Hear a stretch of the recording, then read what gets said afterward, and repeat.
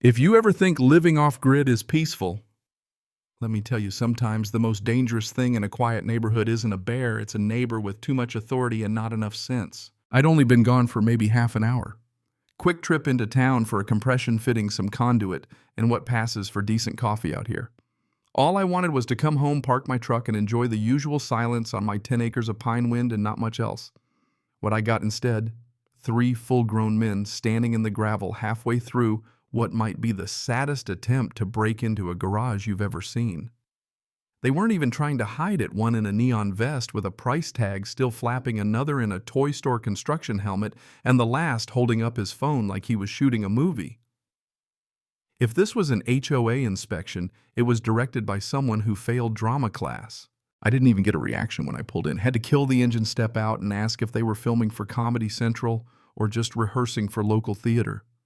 That's when one dropped his crowbar, one straightened up like he'd just been caught peeing on Sunday, and the last kept pretending I was invisible until he finally mumbled something about routine inspection for unauthorized materials and HOA's extended jurisdiction under Pine Shadow Zoning Phase 3.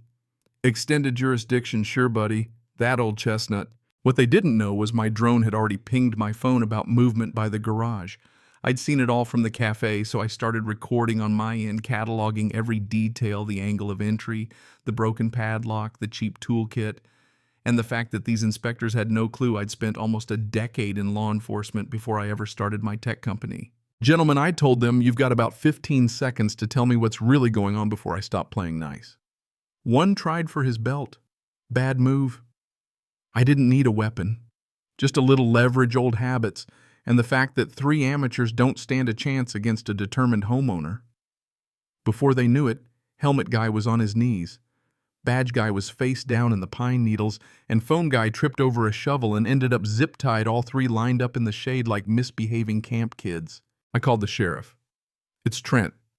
Got 3 idiots trying to break into my workshop. No, not armed. Not by me, anyway. While I waited, I set up my porch cam, and just to rub it in, told them exactly what was in the garage: server, grade hardware, lithium battery reserves, private surveillance backups, basically stuff you really shouldn't mess with. They started blaming Karen. Of course, there's always a Karen. By the time Sheriff Bell rolled in, I'd already got the drone footage and printed out my land deeds. Bell took one look side and asked if he should even guess. HOA inspection, I said. Caught them mid-break-in. Karen sent them. Bell just pinched the bridge of his nose, probably counting to 10. Enter Karen Linton herself. Heels clicking, sunglasses, flashing perfume cloud, wafting in like a chemical spill. She arrived with a folder full of printed maps and righteous anger demanding the arrest be stopped because her people were authorized personnel conducting an official HOA inspection. Bell cut her off. Ms. Linton. They were caught breaking into private property outside Pine Shadows Village. She jabbed at a map, insisted my property was supposed to be included since 2019, called it long-standing expectations.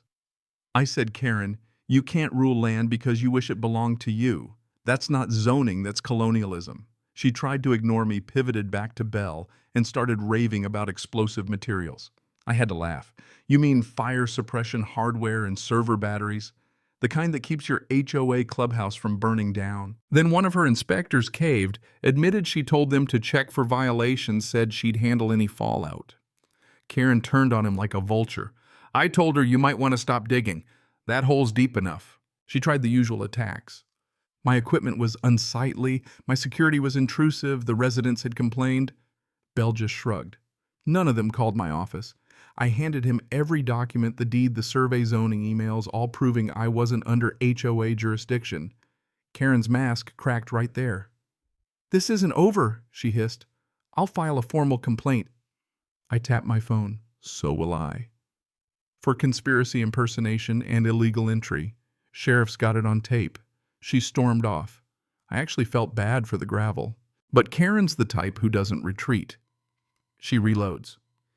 Next came the campaign anonymous letters to the health department, flyers in everyone's mailbox, grainy photos, warnings about hazardous chemicals, all unsigned but with a dead-end Gmail.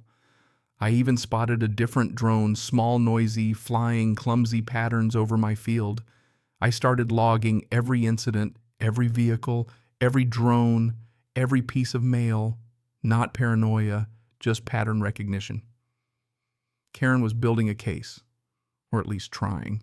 It escalated a viral clip on Facebook cut from my own security footage with all context removed, except me saying, if you come back again, there'll be consequences. Suddenly, I'm the villain in every local comment thread. People whisper about the guy with the satellite dishes and military background.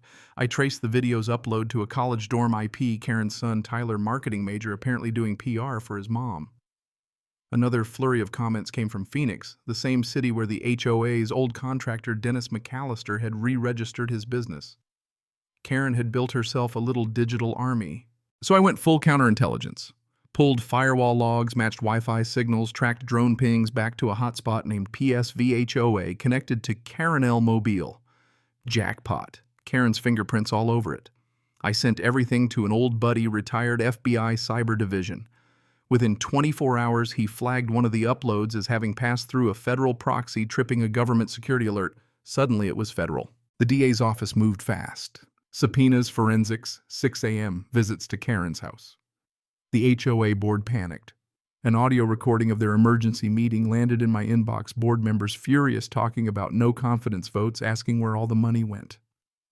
By week's end, over half the neighborhood signed a petition suspending Karen, calling for audits, demanding transparency.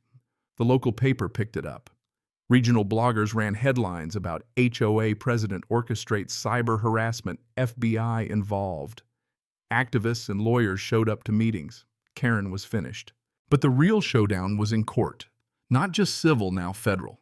The charges: cyber harassment, unlawful surveillance, misuse of funds, conspiracy. The evidence: digital forensics, drone footage, money trails, and finally the smoking gun, an email from Karen telling her son, just make people scared of him. Spin it. The verdict: unanimous. Guilty.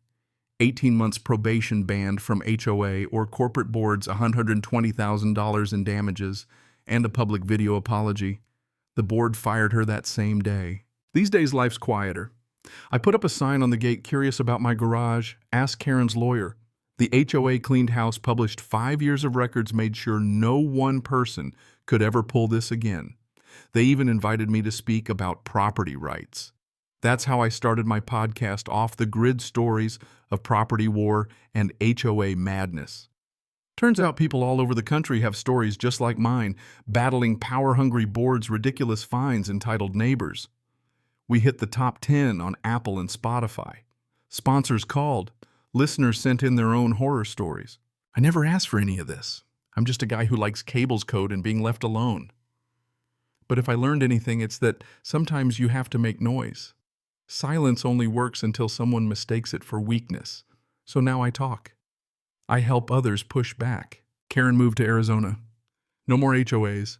Her son actually apologized, said he was trying to impress her. Never realized the harm. Sometimes closure isn't about winning, it's changing the locks and living your life. So here's the question. Where do you draw the line between standing up for yourself and becoming the person your neighbors whisper about? Does fighting back make you the problem? Or is it the only way to keep peace? Share your thoughts below. Tell me your stories. Because justice in the end is something you have to build with your own hands.